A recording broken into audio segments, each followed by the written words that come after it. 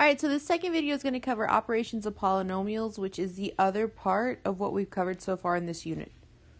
So in math, we do have 4 different operations. We have addition, we have subtracting, we have multiplying, and dividing. And so it's important that you know how to do all 4 of these, but in order to know how to do these, you first need to know which one you're doing when you look at a problem. So with adding, you're going to see 2 sets of parentheses with a plus sign in the middle. Subtracting is very similar. You'll have your 2 parentheses and the subtraction. Multiplying is a little different. So you could have 2 parentheses touching. Remember, if those parentheses are touching like that, it automatically means multiplication. You could have 2 parentheses with a multiplication sign in the middle. You also could have a set of parentheses with an exponent on the outside, most likely a squared. And with division, there's going to be 2 common ones you see. You'll see either the parentheses and the actual division sign between them, or you may see it as a fraction, where on the top you're going to have one polynomial and on the bottom you could have another. So you first need to make sure you are able to recognize all 4 of those. What I'm going to go into now is actual examples of adding, subtracting, and multiplying. There's a separate video for dividing though, because it does require a little bit more. So with adding, we kind of think about it in 2 steps if you need to know that. Step 1 is to just drop the parentheses. The parentheses in these situations separate your 2 polynomials or 3 polynomials or however many polynomials you have. But because we have addition signs between the parentheses, it does not change anything inside. So all you're going to do is drop the parentheses, get rid of them. And then you're going to combine like terms. And you have to remember that like terms have to look alike. So I can't combine x with x squared. They don't look alike. I can combine 3x squared with 4x squared. So we're going to do some examples like that. And you just really have to look at each piece and see what looks like it. So this first example that we have, in the first parentheses, there's 3x squared plus 5x minus 7. You have that plus sign in the middle. And in the second parentheses, it's 4 minus 10x minus 5x squared. Now, we talked about when you're doing these problems, the first thing is to always figure out what you're doing. Now, I do have them separated in this video, but if you look, it has that plus sign between the 2 parentheses. So that tells me that I am adding. So I told you your first step was to just drop the parentheses, get rid of them. So I'm going to rewrite it as 3x squared plus 5x minus 7 plus 4 minus 10x minus 5x squared. And like I said, all I did was get rid of the parentheses. I didn't do anything else. So we've done step 1 here. Step 2 tells us to combine like terms. So I'm going to use some different colors here. So the first thing I see is 3x squared. And remember, I told you it had to look just like that to be able to combine them together. It's like apples with apples, bananas with bananas. So when I look at all the other terms in this, the only other one I see is this minus 5x squared. It's super important too that you take the sign that it has with it. Now the next term after that 3x squared is the plus 5x, so I'm going to box it in a different color.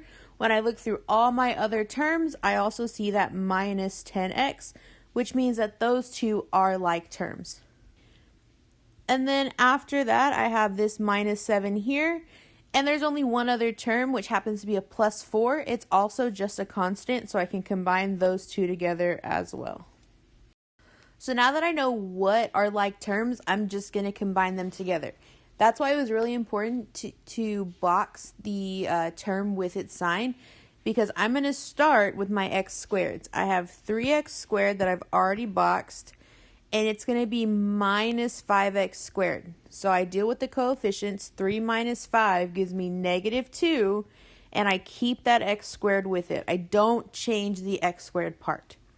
All that changes in this is the coefficients in front of the variables, or the constants, the actual numbers. So now I have plus 5x minus 10x, so a positive 5 minus 10 gives me a negative 5, and I keep the x with it. And finally, my last set is just that negative 7 plus 4, which gives me a negative 3. So I have minus 3. Now when I look at this, I have one term that has an x squared, I have one term that has an x, and I have one term that's a constant by itself. That tells you that you're done combining because I can't combine any of those three any further. So I'm done adding. I've simplified this as far as I can. So here's the second example before we move on. It's the same exact thing. I first need to look at this problem, and I see two parentheses, and in the middle is that plus sign. So I know that I'm adding these. So again, we're just going to get rid of the parentheses and rewrite it. 3v squared plus 6 minus 4v cubed plus, I'm getting rid of the parentheses. I don't want to rewrite them. 6 plus 8v cubed plus 6v squared. And at this point is when we start to look at what's alike. So I have this 3v squared. And if I look through every other single term, I don't see anything that looks alike until the very end with this plus 6v squared. So those go together. Then I have this plus 6, which is just a constant, a number by itself. I look through, I see another plus 6. And finally, I have this minus 4v cubed. I look through, and I have this plus 8v cubed. So I have everything that's like, circled, or boxed in the same color. And now again, we just perform the actual operation. So I have that 3v squared, and I'm going to add it plus 6v squared. So 3 plus 6 gives me 9. And again, you don't change the variable with its exponent. Now I have this plus 6 right here. I look for what's alike. I have another plus 6. So 6 plus 6 gives me a plus 12. And then finally, I have this negative 4v cubed plus 8v cubed. So negative 4 plus 8 gives me a positive 4v cubed. Now, this is not written in standard form, so let's go ahead and do that. And all you do is write it with the highest degree first, and you go down from there. So when I look at what I have, my highest degree is that v cubed, so that's going to go first. That goes at the front. What would come next would be squared. We go down 1 degree or 1 exponent. So it'd be 9v squared. I don't have any v's by itself, so I skipped straight to just the constant. And v cubed plus 9v squared plus 12 would be my final answer. So we just did adding. We're going to do the opposite or the inverse operation of it, which is subtracting. And now it is a little bit similar, but there is a first step we have to take care of that's super important. So the first step that we're going to do is distribute the negative, and you'll see what I mean in just a second. And step 2 is the exact same as adding. We're going to combine those like terms. So you're still going to use skills from adding with subtracting as well.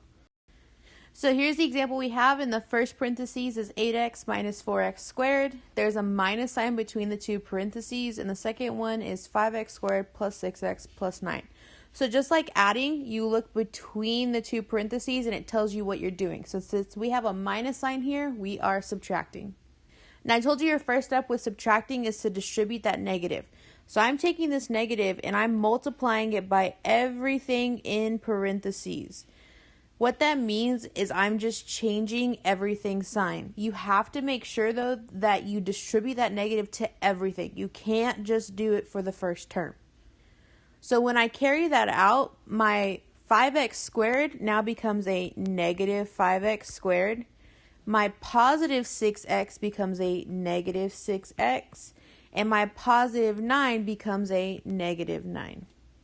Now I didn't do anything with that first set of parentheses, so I'm just going to rewrite it as 8x minus 4x squared. So I told you step 1 was to distribute the negative, and step 2 is to combine like terms. So we're going to do just like we did with our adding. I look at 8x, and then I look at every other term and see which one looks like it, which one is similar, which one I could add to it, and that's that minus 6x. Now the second term we have is a negative 4x squared, and its like term is a minus 5x squared. And finally, I have this minus 9. Now, there's nothing to combine with it, but we don't just ignore it. We'll do something with it later. So I'm going to take that 8x and subtract 6x from it, and that's going to leave me with 2x. I now have the negative 4x squared minus 5x squared, which leaves me with a negative 9x squared. And finally, I have that minus 9. I don't have anything to combine with it, so you just rewrite it. Now, just like we did with the adding, we want to write these in standard form, so highest degree first. So I have negative 9x squared plus 2x minus 9, and this would be my final answer in standard form.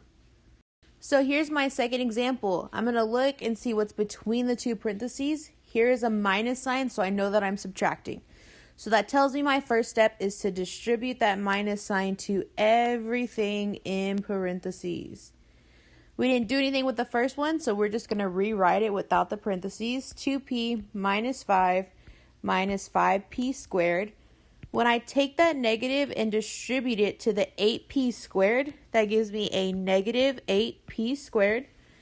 I take the negative and distribute it to a minus 7p, which gives me a plus 7p. And then finally, that negative distributed to minus 4p to the fourth gives us a positive 4p to the fourth. I've gotten rid of my parentheses, I've distributed that negative, and now I'm going to combine my like terms. So with 2p, I'm going to be able to combine a plus 7p. With minus 5, I don't have anything to combine with it. I now have this negative 5p squared that can be combined with the negative 8p squared. And I have this plus 4p to the fourth as well. So I start to combine. I start with 2p plus 7p. That gives me 9p.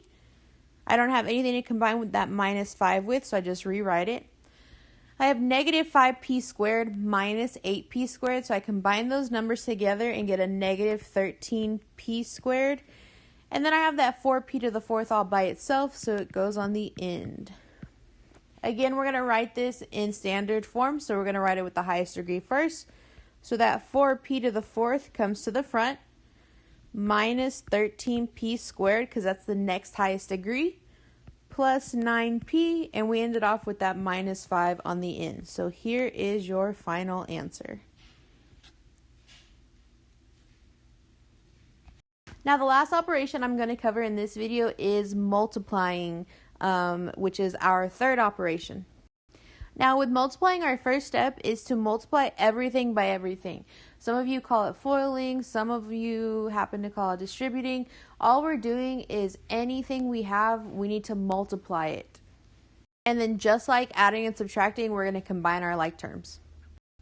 So with adding and subtracting, the first thing is you're looking at what's between the two parentheses. So when I look here, there is nothing between the two parentheses. The parentheses are actually touching, and we kind of hit on this in the very beginning of the video, but if there's a multiplication sign or if the parentheses are right next to each other, that tells you automatically that you're multiplying. So what I'm going to do is I'm going to look at the first term in the first parentheses, which is x, and I'm going to multiply it by everything in the second parentheses. So first what I'm going to do is that x times 5x, and this is where you follow your exponent rules. When you're multiplying something, you add the exponents. So I have x times 5x, and that gives me 5x squared. Now I'm going to take that x and multiply it by a negative 7. Make sure you keep the sign in mind, and that gives me a negative 7x. I've dealt with the first term, I've multiplied it by everything, so I'm going to move on to the second term in the first parentheses, which is at 4. So I'm going to take 4 and multiply it by everything. So 4 times 5x is going to give me a positive 20x, and then 4 times negative 7 is going to give me a negative 28. So I've done step 1 where I multiply everything by everything, and now we're combining our like terms. So I have 5x squared, and when I look at all the other terms, there's nothing like it. I have negative 7x, which is like terms with positive 20x. And finally, on the very end, you have that negative 28. Since I can't combine anything with that 5x squared, I'm going to rewrite it. But I can combine negative 7x plus 20x, which gives me a plus or a positive 13x. And I can't or don't have anything to combine with that minus 28 on the end, so it goes on the end again. This is written in standard form with the highest exponent going down to the lowest. So 5x squared plus 13x minus 28 is your final answer. So the second example is something really common that a lot of people miss. So we have 2x minus 5 in parentheses squared. You need to remember, if we have something like 4 squared, you could probably tell me the answer is 16. But you need to remember how we got to that answer. And you could tell me probably that you did 4 times 4 and you got 16. So when something is squared, you multiply it by itself. And that's exactly what we're going to do here. So before we can do anything, we have to rewrite this problem. So I'm going to break it apart or rewrite it as 2x minus 5 times 2x minus 5. And now you have something that looks like the first problem we just did, where we can begin the multiplying. So I take that first term, 2x times 2x, and I end up with 4x squared. And then 2x times a negative 5, which gives me negative 10x. I'm going to do the same thing with the second term. So negative 5 times 2x gives me another negative 10x.